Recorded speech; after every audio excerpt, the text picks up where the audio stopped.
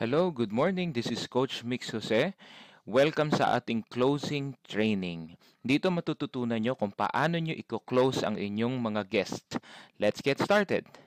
First thing that I want to talk to you about is the most crucial part of the sale, which is closing. Chapter 1.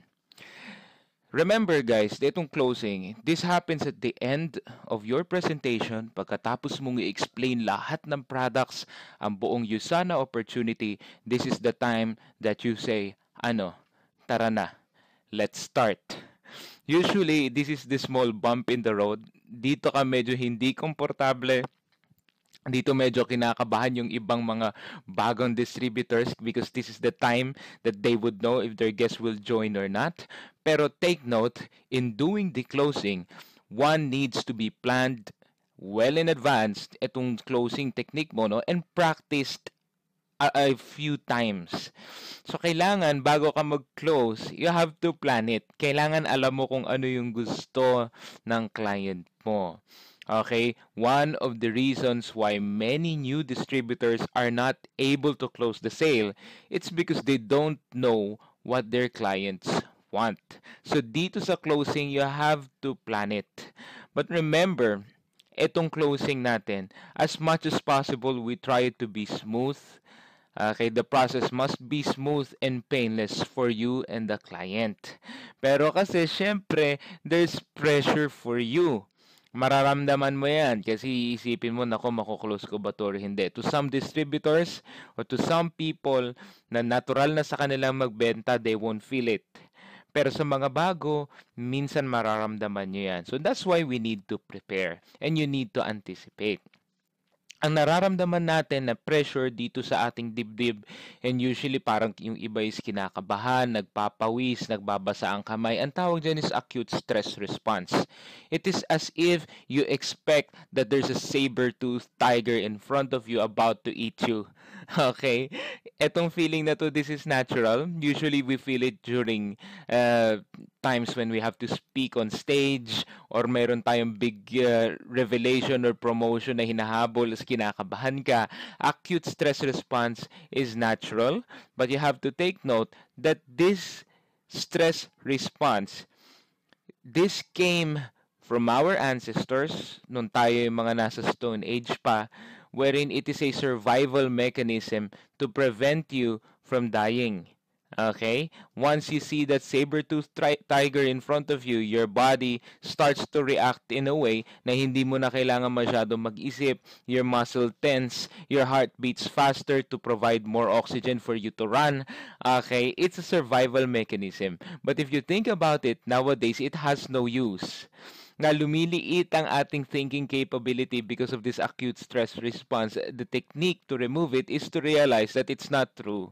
Okay, nothing's wrong. Walang mangyayaring masama. Kasi remember, ang goal lang natin is education and understanding. So if they understand, mag-close ka, depende sa kanila yan. If they buy or not, wala naman tayong concern doon. Ang importante is, ma-explain natin. Pero, take note, if you explain, you have to close well. And you have to be persuasive. Kaya natin ginagawa tong closing techniques. Okay? So professionals build their presentations on their client's needs. So for example, in-interview mo yung client mo, you know the person loves to travel, then you have to emphasize on the travel. Okay? Build your presentations on what your clients need. Pag alam mo rin na meron silang problema sa puso, then you should focus more on proflavanol C and CoQ10. Tama? CoQ nun. So, dito tayo sa chapter 2, requirements for closing. Una-una, you must be positive and you must be excited. Ibig sabihin, kailangan pag magko-close ka, eager ka. Na tipong pag binagsak mo yung closing mo, talagang sobrang excited mo na, tara, start na tayo. With the biggest and widest smile that you can give. But take note, you must know what they want muna. Okay? There's a good chance na gusto nila yung product. There's a good chance na gusto nila ng GT86. Okay, gusto nila ng malaking bahay. And these things that you need to know what they want. Kaya nga 30 minutes, 15 minutes to 30 minutes, interview muna. Lalo kung guest ng downline mo, you must know how to close it. In a way na dapat alam mo kung ano yung gusto nila kasi doon ka magbe-base ng presentation mo at ng closing mo. You must know what they want and you must also know what they need. Ano yung kailangan nila? Minsan kasi magkaiba yan. You know that they need to use Nutri-Mill kasi medyo malaki sila, but they want Sansei. Mas okay sa kanila sa skin, or they just want nutrition. Okay? So both of these things you should know. Ano ba yung gusto niyan? Gusto ba niya mag-travel? Gusto niya ba ng magandang bahay? Gusto niya ba ng swimming pool? Gusto niya ba ng education para sa mga anak niya?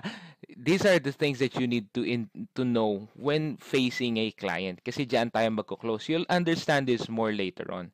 You must confirm if the customer understands the value of the product. It is very essential that you ask them if they love the products. Doon mo malalaman kung na-build up mo yung value, or if they love the business. Doon mo malalaman kung na-build up mo yung value. Pag hindi nila natripan yung business or yung product, that means kulang ka pa ng skill sa presentation. Okay, so then we need to practice more. Next, the products suit the customer. Kailangan na ipakita mo sa kanila, ito, kailangan mo tong product na to, ito. Okay, when doing the presentation. Sabi ko nga, in building the closing, you need to change their presentation na more fitted siya doon sa kausap mo. Magpo-focus ka on certain parts. Okay? So let's talk about buying signals.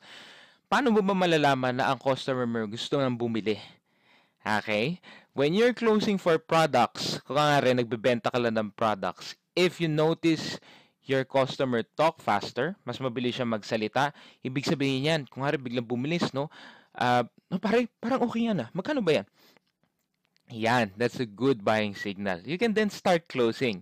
Hindi mo na kailangan actually tapusin ang presentation. If you see these buying signals and they ask you, magkano ba gusto kong mag-join? Hindi mo na kailangan paguluhin pa or pahabain pa yung presentation. You don't even need to finish it. If the person wants to pay in and start the business immediately, even without finishing the presentation, then by all means, close the deal. Pag nakita mo itong 5 na to, if they're asking for the price and you know you've built up the value, take note, ito yan you don't give the price until you are sure that the value of the business and the value of the products have been understood by your clients. Okay? So pag nag-change yung posture from a posture of leaning backwards to leaning forward, ibig sabihin lumalapit sa laptop mo or sa brochure mo, and the body orientation is leaning closer, no, lumapit siya doon sa presentation mo, that means he's interested. Tapos nagtanong ng presyo, or kuya makita mo siya nagbibilang na sa cellphone niya, nagko-compute, or a change in attitude from a person who is negative into positive. These are all buying signals. If you have at least 2 or 3, you can try closing the sale already. Alright? So, let's talk about the pitfalls of closing. Ito yung usually mali ng ibang distributors in closing. Remember that you have to be liked by the person. Sabi nga nila, win a friend, win a sale. So, it's very important that you give your widest smile before you close the deal. Okay? Kasi kailangan gusto ka ng tao. Remember, you give your best smile, and that's the best indication that you are a friend. Nobody wants to buy from an enemy. Kaya nga kailangan mukha kang kaibigan. You have to smile, you need to look good, you need to look welcoming. Isa sa mga common mistakes then is lack of sincerity. Your closing must be coming from inside the heart. Okay? Galing sa puso. Yes, you have planned your closing and yes, you have practiced it. Pero remember, in closing the deal, you have to close using your emotions. It has to come from the heart. Number 4, number 3, never argue with the customer. Wag kang makikipagtalo. Pag sinabi wala kang pera, do not say na, kita mo wala kang pera kaya dukha ka habang buhay. You don't do that. Okay? You never argue with them. Never do it. Nobody wins an argument. Okay? Never talk about personal beliefs. For example, politics. Wag. Okay, don't do it. Huwag kang makipag-usap tungkol sa religion. Do not talk about politics. Do not talk about current events na negative. You always want to talk about things na magpapasaya doon sa client mo.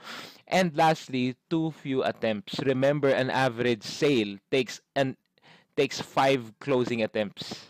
5 beses. Okay? When you say, start na tayo, may objection yan. After handling the second objection, tanongin mo, game na? Then you try to close it again. Game na? Try to add value again. Game na? It takes usually up to 5 times, 5 attempt para ma-close mo yung deal. Don't put down the competition. Huwag mong sisiraan. Although, yes, we have the NutriSearch comparative guide, but take note, it is the NutriSearch's data that we're showing. We're not necessarily trying to put all of them down. Pero since merong book, we're just trying to show it to them. Pero kung nga rin gumagamit siya ng Amway, huwag mong siraan because it makes them look stupid.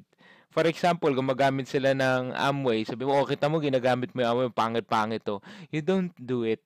Okay? You'd say, okay naman yung products na yan, but our products can also give more value.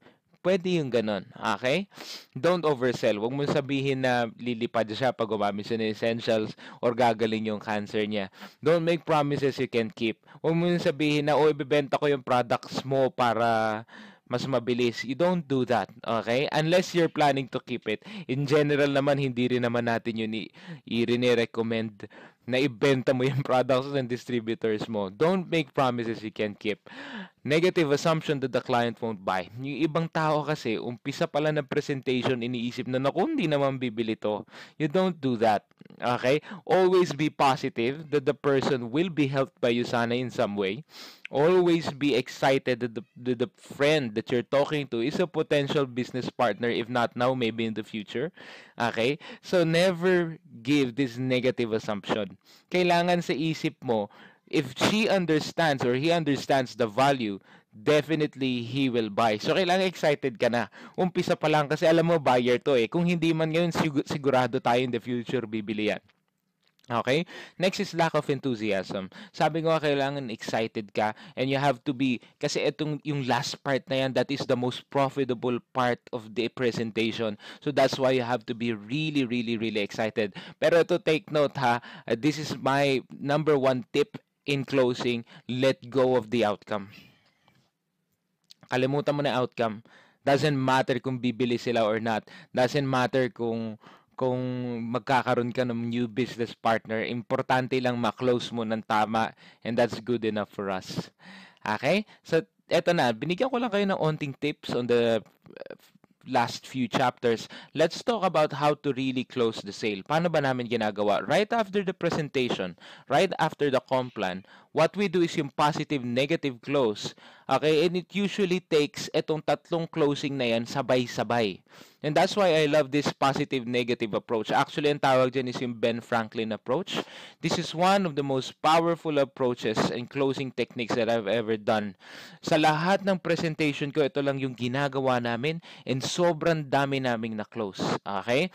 Ascending close and embarrassment close, all put together, ayun na yung tinatawag na pros and cons. And usually, ito, I take a piece of paper and I ask them, ganito, I know naiintindihan mo na but I'm sure you want to think about it.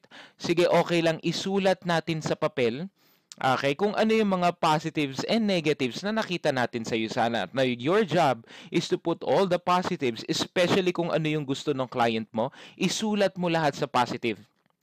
Lahat ng negative na nakikita niya, susulat mo sa kabila. So, this is how it's going to look like, okay?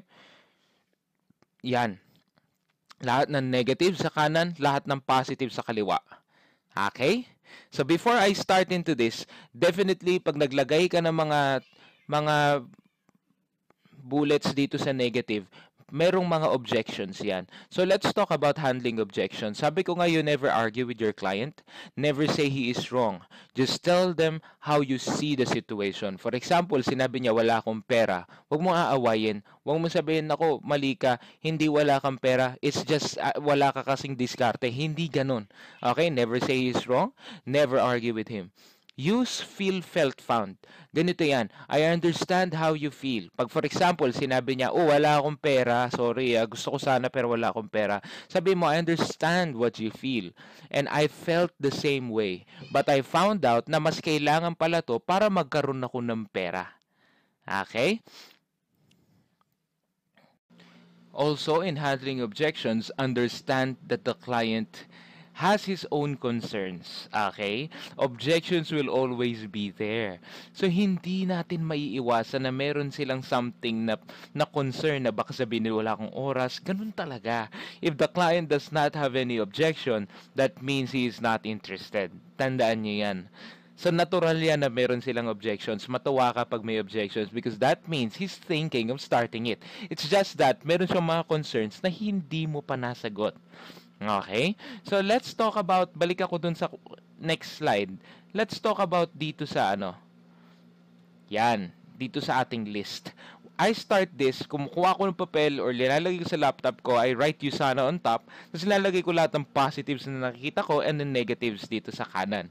Ang pinakaunang takot kasi talaga ng mga distributor, would-be distributor, is unable to sell. Baka hindi nila mabenta. Which is, we all know na kapag meron kang training kayang-kayang ibenta ito. Okay? So, first thing, makikita nyo dito sa mouse ko, itong unable to sell. Sinusulat ko yan. So, unable to sell. And then I always explain to them, para ganito, this is how I do it. Alam mo, nung nag-start ako ng Usana, inisip ko kasi talaga baka mamaya hindi ko mabenta. Kasi unang-unang wala akong skill. Okay? So, hindi ko alam kung paano. So, sinusulat ko, unable to sell. Pero na-realize ko na ang expiry pala nito 2 years. Sa one business center na 24,000, ilang products lang yon, less than 10. Okay, so 10 products, say for example, I use 4 of it. Isa sa akin, isa sa mother ko kasi may high blood, isa sa kapatid ko kasi merong hormonal imbalance, isa sa tatay ko kasi mahilig uminom siya, meron siya problem sa liver. Okay, so I only have 6 products. I always tell them and I tell my clients, ganito yan coaches, no, sinasabi ko sa kanila na kung ako, no, if I assess myself, aabutin ba akong 2 taon sa 6 na piraso kung meron training? So, I put it here, dito sa kalawa, sinusulat ko training. 5-star gold yung products natin. 15 pesos pa per tablet.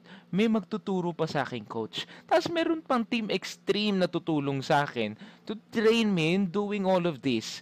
Okay, would it take me 2 years para sa 6 na piraso? So malamang sa malamang hindi. And then I ask the clients, sa tingin nyo, sa inyo, will it take you 2 years sa 6 na piraso? They would usually say no. Para sabihin nila, grabe naman, 2 taon. And then your job, coaches, no, is to write it all down, lahat ng positive. Okay? Sulat nyo lahat tong sinulat ko. Yan. Pero what's important, sabi ko nga, is kailangan alam nyo kung ano yung gusto ng client nyo. Kung kaya nyong bahain yung positive side ng lahat ng gusto niya, ilagay mo dyan. For example, sabihin niya, hirap na ako, ayoko na sa barko. Mag-focus ka sa time freedom. Elaborate mo. Sabihin mo, okay, alam mo, pinaka gusto ko sa Usana, the biggest positive, if it works out, you will have all the time that you want. You can spend your time dyan kay Kenneth, yung panganay mo. You spend your time with Leslie, your wife. 'Di ba? So, time freedom ang pinakamaganda sa iyo sana. Pag naging diamond director ka, luluwag ang oras mo. So, ibig sabihin, isulat nyo lahat ito. Kung kaya nyo kabisaduhin lahat yan. And every closing, isulat nyo lahat. So, for example, itong better house, you need to know and you need to describe this. O, di ba, yung gusto mo na 2-story house, you can also ask them kung anong gusto nila. Ilang palapag yung bahay, gaano kaganda yung kotse at anong model, ano yung itsura ng future, isulat nyo lahat dito sa positive. Okay? Tapos, ang pinaka-crucial, syempre, is after writing all the positive, you need to address all the negatives. So, makikita nyo dito, no time, no experience, no money. Sabihin ko muna sa asawa ko, tatanong ko muna sa kanya. And there are ways to answer all of these. Okay, try ko muna yung products, mahihain ako, hindi ako trip magbenta. So, kung nga sige, let's make a simulation. Paano pag sinabi niya, Coach Mix, wala akong time.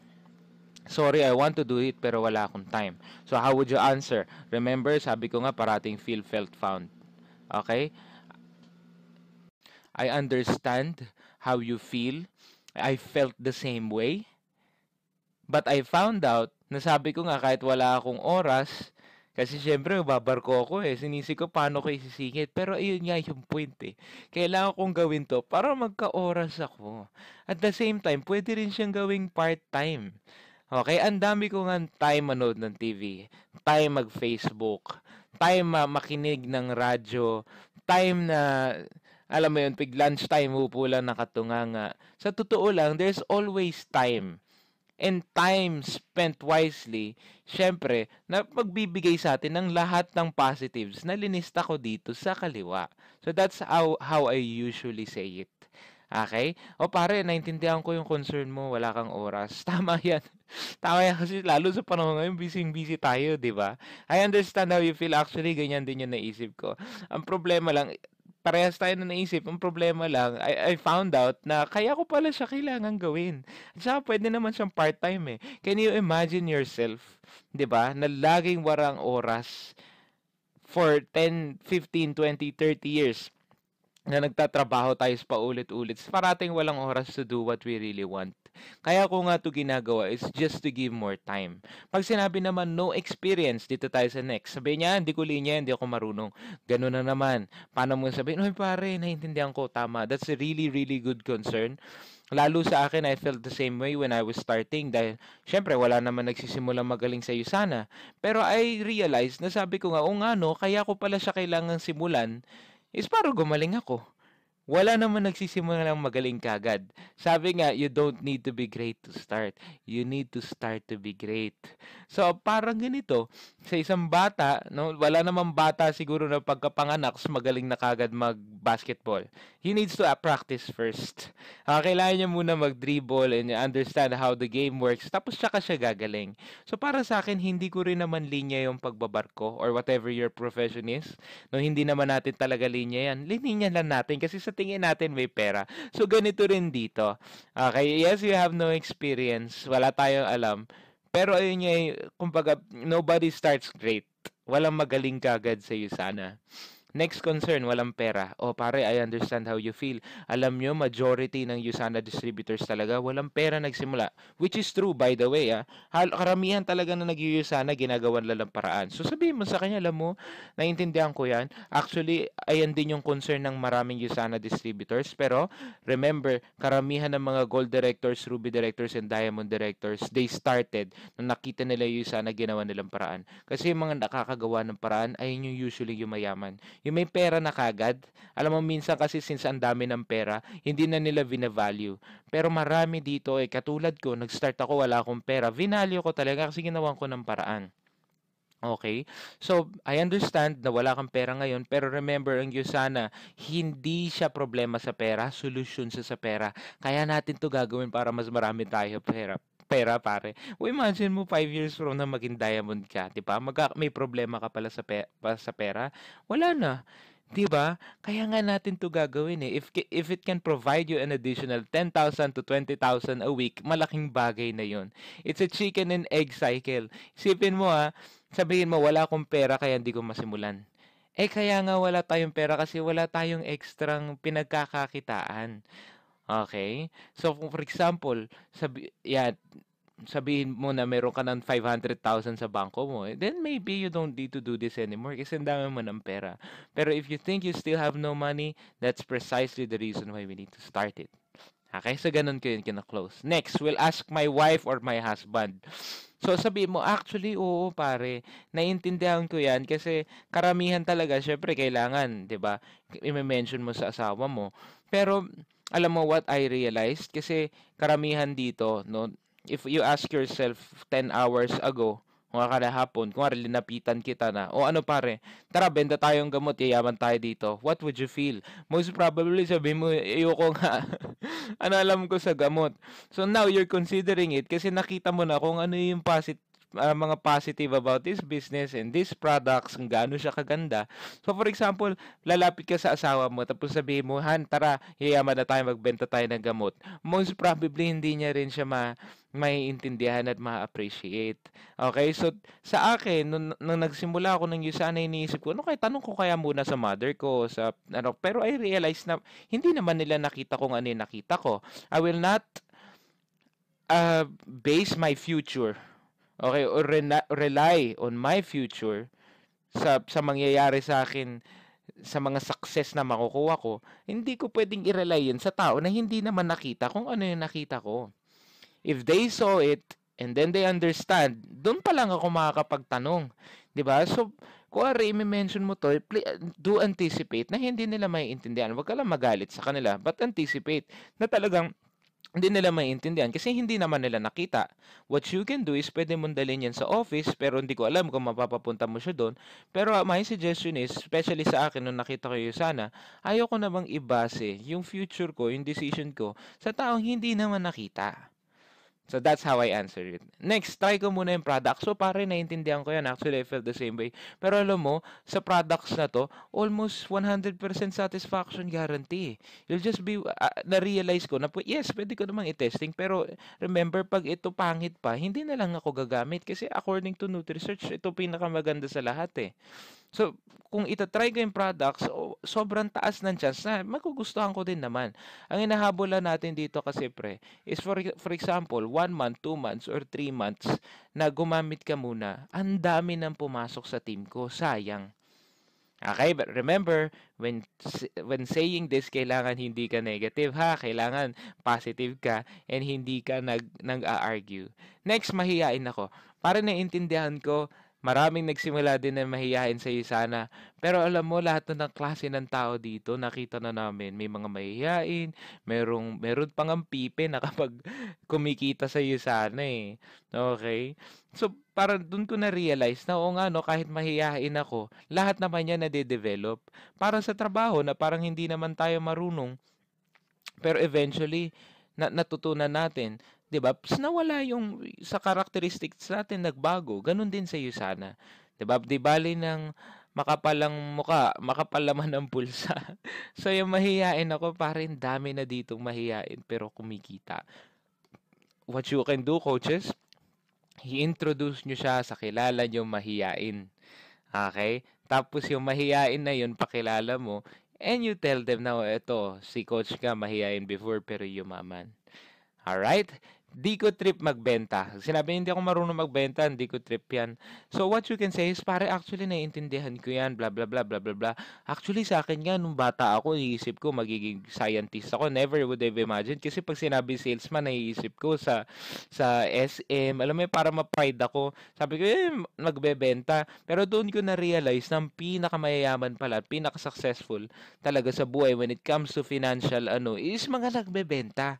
So alam mo yun, doon ko na-realize na kahit di ko naman talaga trip magbenta, there is something that I can do and it's something that I can learn para makuha ko lahat ng dito sa kaliwa. Remember, ito, tatanungin kita. You ask them this question. Tatanungin kita, babayaran ka ng 10 million pesos. 4 hours a day, magtatahi ka. Hindi mo trip yun, yung nagtatahi. Pero bibigyan ka ng 10 million a day. Would you try it? They would usually say yes. Okay, although parang ganun lang din dito. It gives you a lot of money. It can be a vehicle for so many things dito sa left side, sa positive. Pero lahat yan kaya matutunan. Yes, pwedeng hindi mo siya trip, pero you'll learn how to love it. Kasi sa totoo lang, masaya siya. You never know unless you really try. Parang ganito, sa skydiving. Karamihan ng tao ayaw siya kasi kinakabahan. Pero pag nagawa na, ang saya naman pala. Okay? So coaches, ganito. Ang job nyo is to ask them kung ano yung mga negative at isulat nyo sa kanan. And then pag sinabi niya, do you still have any negatives na naiisip nyo? Tanungin nyo siya from scale of 1 to 10. How do you see yourself? Andito sa mouse ko. Pag sinabi niya mga 8, tanungin mo ano yung 2. Pag sinabi niya, nasabi ko na sa'yo lahat ng negative yun lang naman talaga yung nagpipigil sa akin. Okay? Pag na-address mo na lahat, you do this. Okay, inanarrate mo ngayon. Sige pare, ganito. Inanarate mo ngayon yung lahat, no? Sa positive and negative. Pare, bibigyan ka ng free training. Okay, follow up niyo yung mouse ko, Bibigyan ka ng free training. Tapos pare, 5-star gold pa yung products. 15 pesos per tablet. Tapos pare, may magtuturo pa sa'yo. Okay? Tapos meron pa tayong team. Tapos 20 to 30% lifetime discount ka pa. May website ka pa. Tapos alam mo pare, ini-imagine natin time freedom, baka mangyari. It's you sana can give it, okay? Tapos syempre additional income, better health. Tapos alam mo to, pag nag-start ka, pera lang kailangan mo, meron ka na kagad business. Tapos pwede mo naman i-part-time.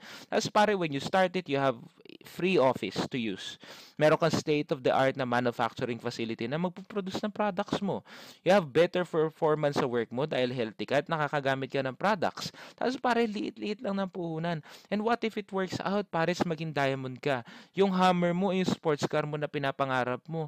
Di ba? Tapos yung bahay natin na 3 stories, magagawa natin. Mas alam mo, napaka-exciting ng future. Magbabago yung future if you do this. Tapos yung education para sa anak, no, na, alam mo yun, syempre ginagawa naman natin to para sa family. Tapos pwede mo pa siya mapa-inherit sa mga anak mo. Tapos yung wildest dreams natin, na, di ba pare sinabi mo sa akin, gustong-gusto mo mag-skydiving, pwede mangyari, ang dami na nakagawa niyan dito. So can you imagine all of it? Imagine na natin lahat yan. Tapos walang commitment na business. Pwede mong gamitin kalahati, tapos benta kalahati, balik pera mo. Kung ayaw mo na, okay na. Tapos very low risk. Tapos ang sana nag-i-start pa lang sa Pilipinas and you're inside the best team and the best system in the Philippines. A very stable company. Tapos pwede mo pang i-credit card. Tapos sa negative, para isipin mo, ito lang. Napakakunti ang sinabi mo lang sa akin, walang time. Pero di ba sabi mo nga, pwede mag-part-time, tama? Sabi mo wala kang pera, pero sabi ko nga, solution sa pera, 'di ba? Tapos pare, sabi mo mahiyain ka, pero ang dami rin naman mahiyain dito. Pare, the positives outweigh the negative. Ang suggest ko sa'yo, bro, subukan mo. Sayang, 'di ba? Kung mas confident ka naman mabebenta mo yung product, pare, try natin. Sayang yan. Ngayon, alam ko pag-iisipan mo siya, pero what I really, really, really suggest is pumesisyon ka ng tama. Decide now. Alam mo kung bakit? Kasi ganito. Eto ka. Okay? Itong busy. Ay, actually, eto ako. Eto ka, lalagay kita dito sa kanan ko. Ngayon, meron pa kami mga kausap na maganda sana makapakinabangan mo. Kasi pwede ka naman mag-start ngayon, tapos ayan, si D, si E, si F, itong mga tao, lahat ng under nila, sa left, sa right nila, lahat ng products nila na nabebenta, lahat ng users nila, pasok sa lahat, lahat sa iyan. At least 50% na lang ng effort ang gagawin mo. Coaches, usually sinasabi namin to, lahat yung ginawa ko, that's how we close. Ang tawag doon is ascending close, and then we end it with urgency. Yung tinatawag namin na smart positioning. Okay? Sabihin natin sa kanila na pwede naman sila mag-decide it 30 years from now o 40 years from now. No, pero kasi sayang, ang dami natin planong kausapin. Very useful yung papakita mo yung prospect list mo. Sabihin mo, ito lahat ng plano kong kausapin para makapag-decide sila. Coaches, bakit ito? Babalik ako dun sa kanina.